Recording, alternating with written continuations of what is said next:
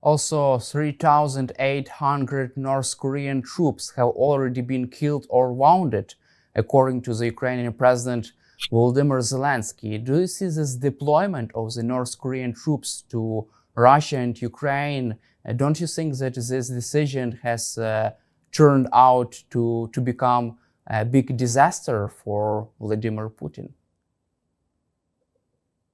Well, it appears to me from talking to Ukrainian officers that the North Korean troops are employed by the Russians just as additional fodder, cannon fodder, that they are not bringing some special capabilities or a unique approach to anything. They are just fed into the fight. I think they're probably, of the 12,000 total North Korean troops, at least that's the unclassified reporting, they're divided into 4 brigades that are being integrated into Russian forces. So it's just more bodies being used in the same way that the Russians are. So I don't know that has done a lot to help Russia, except maybe to give them an excuse not to draft soldiers from Moscow or the St. Petersburg area.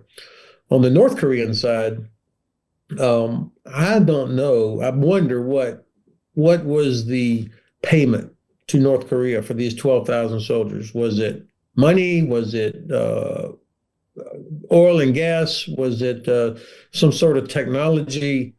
I don't imagine that Kim Jong-un, the leader of North Korea, cares too much about losing thousands of his soldiers. I wonder what he's getting in return for this and if he will continue to do this.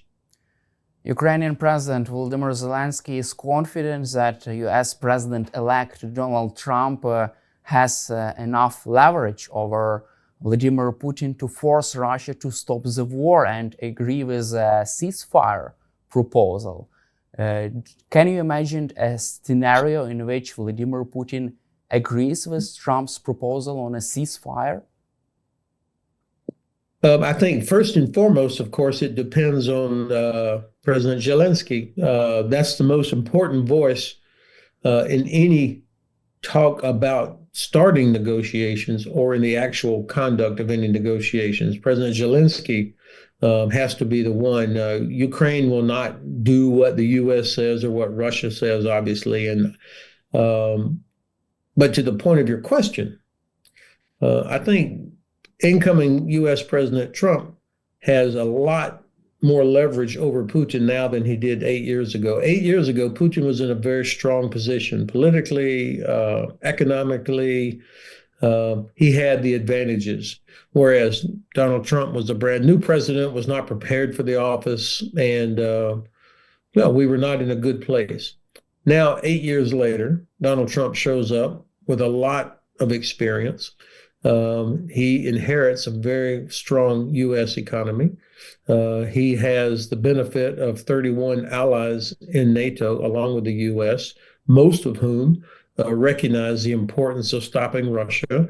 So he won't have to convince them to do something. And I think President Trump, hopefully, I don't know this, but hopefully he will use that leverage to force Russia to leave or to accept some sort of an outcome that is favorable to Ukraine. I mean, he can continue to allow everything that the Biden administration was doing, plus. I mean, the system is already in place. All he has to do is say, give more, faster. Or he could use economic tools more effectively than the Biden administration did. Stop Russia from exporting oil and gas, for example, through the so-called shadow fleet out of the Baltic Sea and the Black Sea. Cut that off. And Russia is no longer able to sell oil and gas to China and India. That would, I think, have a significant impact. These are the kind of things that Trump could do. But do you believe that it would be enough to stop Vladimir Putin? I think Putin will keep going until he realizes he can't win. I think right now he still thinks that at some point the Trump administration will accept something less than a the outcome that I think you and I both want and that Ukrainians want. Until he sees differently, I think he'll continue because casualties don't mean anything. If the economy of Russia, however, continues to go south, then by the middle or towards the end of this year, I think Putin will start to feel real pressure from inside Russia that he has not had to worry about so far. So I think that's the only thing that will make Putin stop is when he realizes he cannot win. Ukrainian President Volodymyr Zelensky said that the war could be stopped if Ukraine would be provided with bold security guarantees from the United States. What kind of security guarantees Trump's administration could provide Ukraine with, from your perspective? Well, of course, the only true security guarantee is NATO membership. And unfortunately, the Trump administration has not indicated that they are in favor of this. There are many or several European countries that also are not yet in favor of it. But if the U.S. were to say, no, this is important, we will clear the way, we will help, we will do all these things, then I think most European countries could be persuaded. So NATO membership is the key. Now, the fact that the Mr. Trump has not shown any support for this so far, is not a good thing. But because I don't believe he is driven by ideological or moral things, but more about power and U.S. interests, I think he could change his mind quickly if he were to see that it's in the best interest of the United States that Ukraine becomes a member of NATO. That's why I still hold out some hope that this could happen. Now, short of NATO membership, of course, having U.S. troops and other European troops, Canadian troops inside of Ukraine with real capability, that would be helpful. But they would have to have a real mission. They would have to have all the necessary things like air and missile defense, counter drone capabilities. What would they be there for? I think this is the kind of thing that would help, but it would not have the same security guarantee that, say, obviously NATO membership would have. And what is your assessment of the Kit Kellogg's plan on freezing the front lines and also deploying European peacekeeping forces without American U.S. boots on the ground in Ukraine? Well, of course, General Kellogg's, a couple of things he said give me hope. Number one, he said publicly, Russia cannot be trusted. That's a very important starting point for any negotiation with Russia, is to acknowledge that they cannot be trusted. The second thing is he has emphasized the importance of Ukrainian sovereignty. That's important. But I think that if you start talking about in any negotiation that allows Russia to keep what it has, especially Crimea, I think is a bad deal. As long as Russia controls Crimea, they will be able to block access into Azov Sea. They will be able to threaten the Odessa, Kherson, and Mykolaiv ports, and they will always be ready to launch the next attack that will surely be coming in the next 2 or 3 or 4 years. So I have a problem with us putting pressure on Ukraine to give up territory for the sake of peace, when at the same time, you acknowledge that Russia cannot be trusted. On the subject of a peacekeeping force, a good example of how to do it is the NATO IFOR, the implementation force that went into Bosnia in 1995. First of all, they had a real mandate. Second of all, they had a real agreement, the Dayton Peace Accord, to be implemented. And then NATO went in with a significant force that had air, land, and sea capabilities. They had all the things that were needed to be a credible deterrent force. It had a very clear chain of command, and it had rules of engagement that would allow soldiers to defend themselves, to use their weapons where appropriate. So any peacekeeping force has to have all these things. I mean, it has to have counter-drone capability, has to have air and missile defense capability, and it has to be trained and ready to defend itself. Otherwise, it will not be a deterrent, because for sure the Russians on day one will begin to test it, just like they did after the ceasefires of the Minsk agreement, which were obviously a total failure.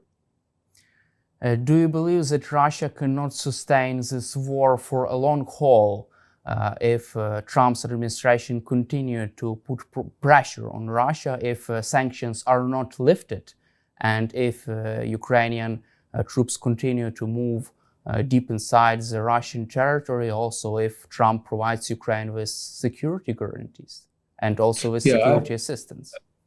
I don't know. I would be very skeptical that Russia could keep doing what they're doing today through to the end of 2025. They will find the bodies somewhere, but you can't produce tanks and artillery and replace equipment at the rate that you're losing it, or they can't. And if the U.S. were to and our European allies, by the way, Europe, the good news I'm hearing from European countries is that more and more understand the importance of helping Ukraine. And so I would anticipate that we may start seeing an increase in what some European countries are providing if there's a sense of urgency. But I think many of them also are kind of waiting to see what is the U.S. going to do. So, I mean, only President Zelensky and Ukrainian government can decide whether or not is it better to keep going or is it better to move towards some kind of negotiated settlement. But if I'm an advisor to the president of Ukraine and I see what I see now, I'm thinking, why would you stop? Are things going to get better? Is security for Ukraine going to get better? Is the future for Ukraine going to improve if you accept a negotiated outcome with Russia in the next few months, unless there are significant security guarantees, real security guarantees of some sort, and a promise of real investment in Ukraine's reconstruction? And I don't think a lot of money is going to come to Ukraine if the big money, I'm talking about big money investors, believe that the war will start again in 2, 3, or 4 years. Also, The Economist and the New York Times have predicted the end of the war in Ukraine this year. What is your prediction on that? Well, first of all, I am disgusted with how much professional journalists, as well as some of the well-known analysts like Sharap and Kaufman and some others, continue to have this doom sort of analysis that there's no way Ukraine can win, that, we've got to fix this. Instead, I think that Ukraine, again, President Zelensky is the one that can should decide whether or not Ukraine continues to fight. The war could end, of course, the war could end tomorrow if Vladimir Putin says, I can't take it anymore. There's no way I can win. We've lost too much. My economy is terrible. My people are sick of this, and we're leaving. Now, he's not going to do that, of course, but the war could end the day that Putin says, okay, it's over. He can change the narrative and start pulling out. Now, again, that's not going to happen. I think the more likely thing is that at some point, this war, honestly, it feels like the momentum has already changed from a sense of Russia's eventually going to win to, I don't think Russia can win. I think Ukraine can win, and but that's the way it is in wartime. War is a test of will. And it's a test of logistics. And both sides are pushing until the other side says, we're done. From your perspective, how should the West react to Russia's hybrid warfare inside Europe? Well, first of all, I don't use the phrase hybrid warfare because hybrid makes it sound like something that's not that bad, that it's below the level of war, and therefore you don't have to really do something about it, except, complain or shake your fist or whatever. I think the Russians are always at war, and they use things along a continuum from disinformation, criminal activity, sabotage, destruction of undersea cables, threatening nuclear war, kinetic force, and then nuclear war. So every day they're doing something along that spectrum. And so the West, we need to realize that the Russians are at war with us. Even if we don't think we're at war with them, they are definitely at war with us. That doesn't mean we have to respond with missiles and aircraft and rocket launchers against them. Far from it. But every time they do something that they violate airspace, they violate or they just conduct sabotage, there needs to be a price. They need to pay a price. They need to recognize that we're not going to tolerate that. That means that we have to have the right laws and policies in place so that we can quickly react, so that we can stop their ships that are illegally exporting oil and gas through the Baltic Sea. Finland has given us a good example. They went out and seized this vessel, the Eagle S, and brought it into port. And this is the kind of thing that we should be doing. There's a lot of ways that we can respond that don't have to be exactly the same. I mean, find other ways asymmetrically to respond to what Russia has done. But every time they do something, they have to feel pain. Look, they have the economy the size of Spain. There's no way they should be able to continue to fight if we got serious about helping Ukraine. We got a lot of tools that we have not even actually tried yet. That's the part that's frustrating. We haven't even tried. So you asked me, what should the West be doing? We should realize that the Russians are at war, and we need to act accordingly. And how can you assess current Russia's position in the Middle East with the fall of Bashar al-Assad regime? What is your take on that? Well, this is a huge opportunity for the West, for Turkey, for Ukraine, for Israel, obviously. Not only has Russia been exposed as a terrible ally, just like they were not able to help Armenia, they were not able to help save Assad, and they've now lost, it appears that they're losing their Navy base and their air base in Syria. So their ability to influence things, not only in the Middle East, but in the Mediterranean, is potentially going to be significantly reduced. And as I mentioned earlier, the departure of this submarine, the Novorossiysk, because they don't have the ability anymore to take care of these submarines in the Mediterranean. This is a significant impact on Russia's ability to project power.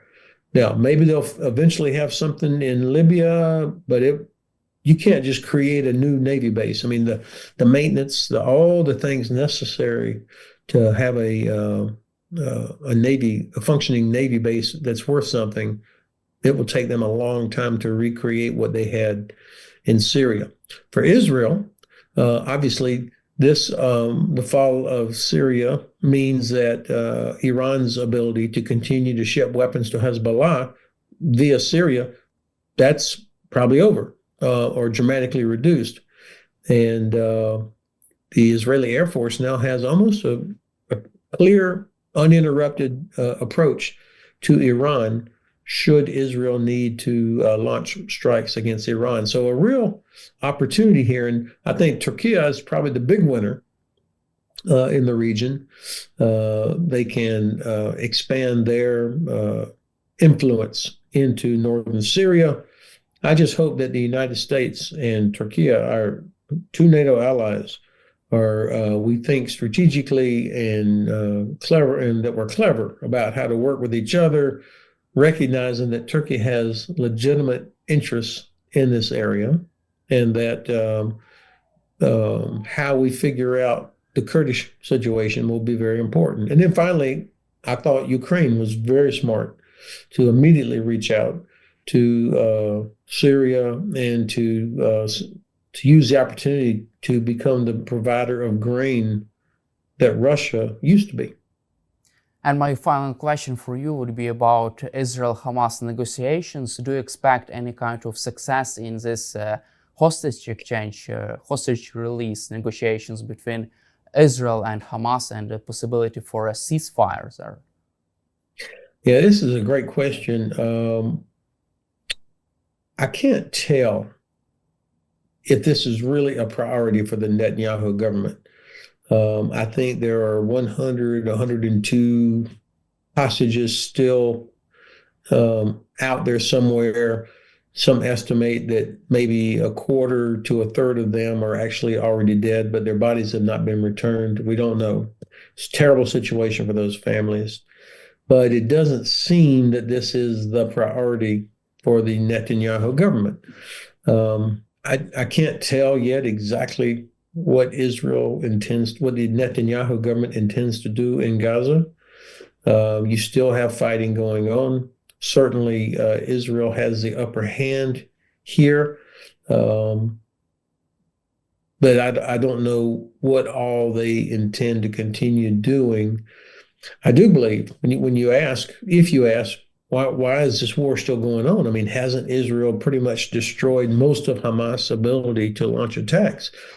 And I think that the Netanyahu government, for now, benefits in a cynical sort of way by Israel remaining at war. Because the tradition in Israel is that whether or not people support the actual government, as long as Israel is at war, people will generally continue to support the government, understandably. So I think that what happens after the war ends, what happens to Netanyahu, is a big factor here. Thank you, General Hodges, for your time and for your support for Ukraine, and glory to Ukraine. Heroam Slava. Thank you very much.